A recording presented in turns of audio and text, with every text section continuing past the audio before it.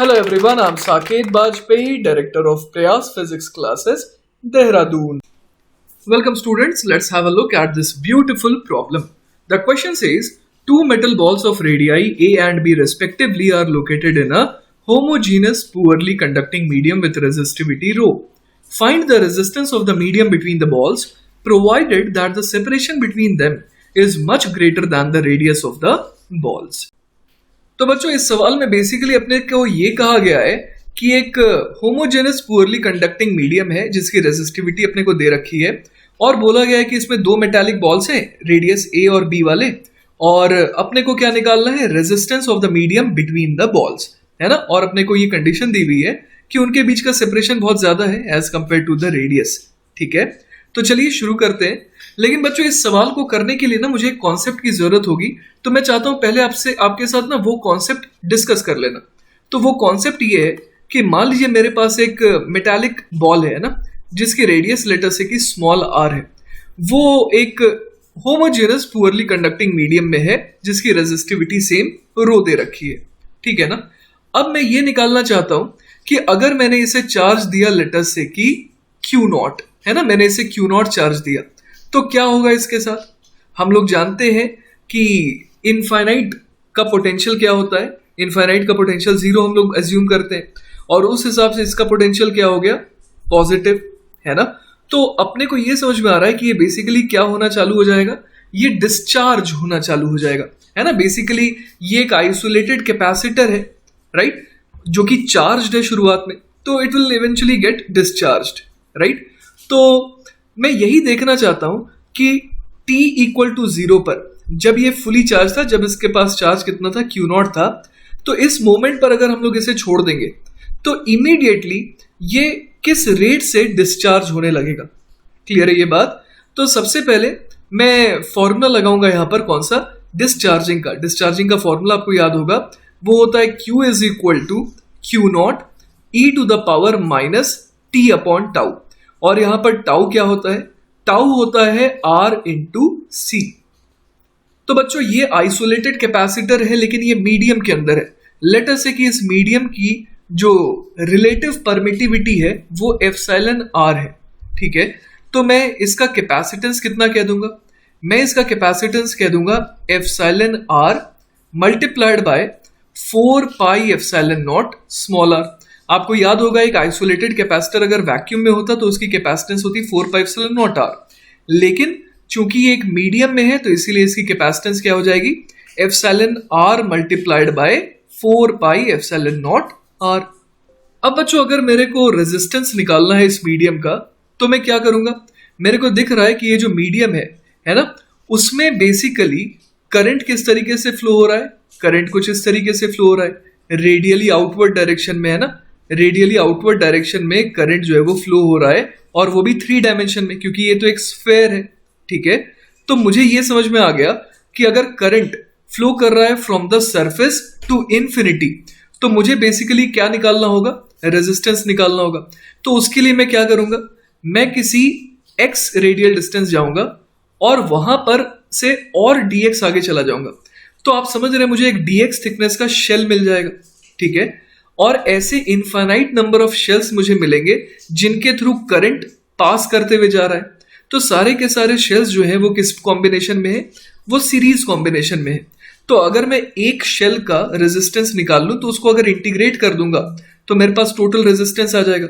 So I write r is equal to integration of dr है ना। तो अब इसका रेजिस्टेंस कैसे निकाले, तो रेजिस्टेंस का फॉर्मूला हमारे को याद है, वो होता है रो एल बाय।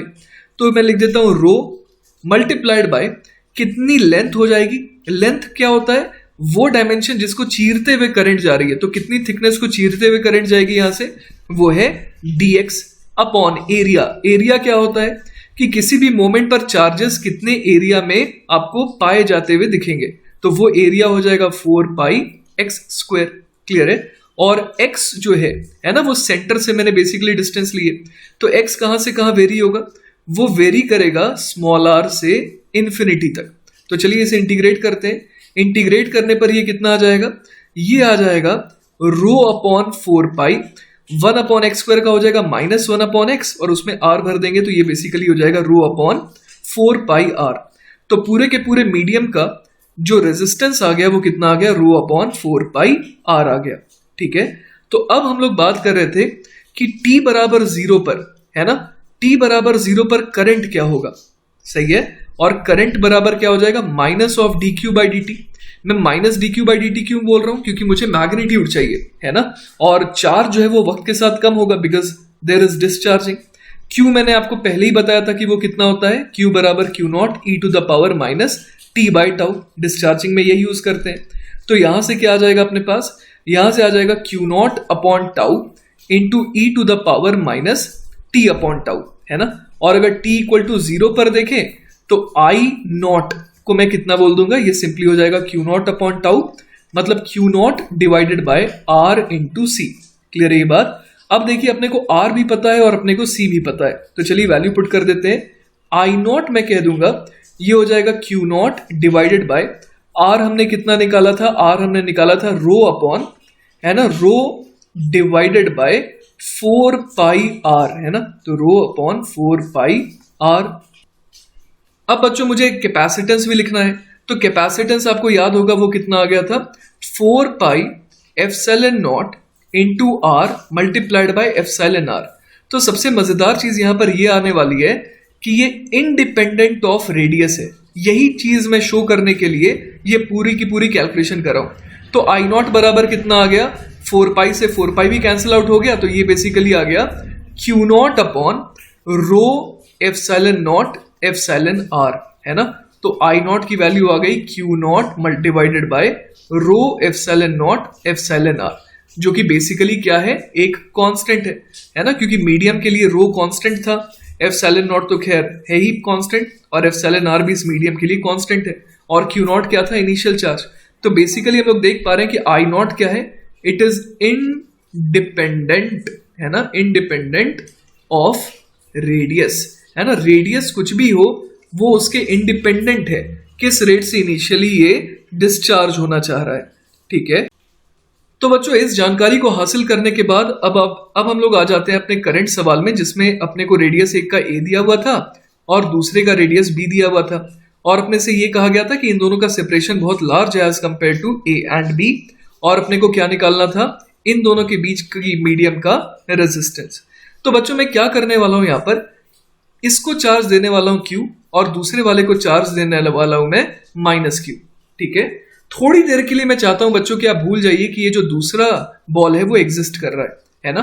तो सिर्फ हमारे पास क्या है, एक मेटालिक बॉल है ना, और वो कहां पर है, एक होमोजेनस कंडक्टिंग मतलब बैड कंडक्टिंग मीडियम में है ना, पुअरली कंडक्टिंग मीडियम में है, जिसको मैंने चार्ज कितना दे दिया, Q दे दिया। अब आप समझ सकते हैं कि वो क्या होना चाहेगा, वो डिस्चार्ज होना चाहेगा, है ना, क्योंकि सिर्फ पूरे के पूरे मीडियम में क्या है, ये चार्ज Q वाला मेटालिक बॉल है ना। तो हम लोग समझ रहे हैं कि अगर इसे ऐसे ही छोड़ दें बेसहारा, तब तो ये डिस्चार्ज हो जाएगा। तो मैं क्या कर रहा हूं, इसको करंट I सप्लाई कर रहा हूं, है ना, करंट I सप्लाई कर रहा हूं सच दैट कि ये डिस्चार्ज होने की कोशिश कर ही रहा था कि मैंने इसे चार्ज सप्लाई कर दिया। तो जिस रेट से ये डिस्चार्ज होना चाह रहा था शुरुआत में, उसी रेट से मैंने इसे करंट सप्लाई कर दिया, जिसकी वजह से क्या होगा, इसका चार्ज हमेशा मेंटेन रहेगा और करंट ये हर डायरेक्शन में भेजेगा। ऐसा नहीं कि करंट नहीं जा रहा है, करंट जा रहा है, हर डायरेक्शन में जा रहा है, टुवर्ड्स इंफिनिटी जा रहा है, लेकिन इसको चार्ज का सप्लाई भी लगातार मैं करवा रहा हूं, जिसकी वजह से इसके पास जो चार्ज Q था वो हमेशा मेंटेन रहेगा, है ना। और हम लोग समझ सकते हैं यहां पर कि शुरुआत में तो मैंने सिर्फ एक मेटालिक बॉल माना है ना। तो इसके लिए हम लोग क्या लिख सकते हैं कि ठीक एट द सरफेस के ठीक बाहर की अगर मैं बात करूं तो इलेक्ट्रिक फील्ड हम लोग कितनी लिख सकते हैं, इलेक्ट्रिक फील्ड हम लोग लिख देंगे K इंटू क्यू अपॉन ए स्क्वायर, और साथ ही साथ एप्सिलॉन आर से भी डिवाइड करना होगा, क्योंकि यहां पर ये एक मीडियम है ना, डाइलेक्ट्रिक है बेसिकली, तो पुअरली कंडक्टिंग मीडियम है ये, तो इसीलिए एप्सिलॉन आर भी अपने को मेंशन करना पड़ेगा। ठीक है, तो इलेक्ट्रिक फील्ड मैंने लिख दी K Q upon epsilon R A square. साथ ही साथ बच्चों हम लोग ये भी जानते हैं कि इलेक्ट्रिक फील्ड की डायरेक्शन कैसी होगी, रेडियली आउटवर्ड, और करंट भी रेडियली आउटवर्ड जा रहा है ना। तो E और J है ना, करंट डेंसिटी वेक्टर और इलेक्ट्रिक फील्ड वेक्टर दोनों क्या हो गए, दोनों पैरेलल हो गए। तो इसीलिए मैं E बराबर K Q upon epsilon R into A square जो लिख रहा हूं, इसको मैं और क्या लिख सकता हूं, E बराबर रो इंटू जे होता है ना, मैं मैग्नीट्यूड की बात कर रहा हूं अभी फिलहाल। और J क्या होता है, वो होता है I अपॉन एरिया। तो यहां मैं लिख देता हूं रो I अपॉन एरिया कितना हो जाएगा, कितने एरिया के थ्रू इस बॉल से करंट बाहर निकल रहा है, वो है 4 पाई ए स्क्वायर।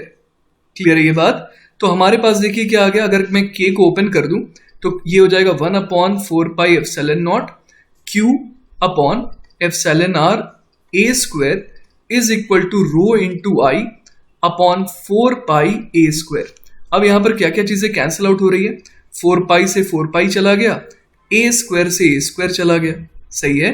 तो यहां से देखिए अपने पास क्या आ जाएगा, आई की वैल्यू कितनी आ गई, आई की वैल्यू आ जाएगी Q divided by rho epsilon naught epsilon R, है ना। तो ये बेसिकली अपने पास आई की वैल्यू आ गई। ठीक है।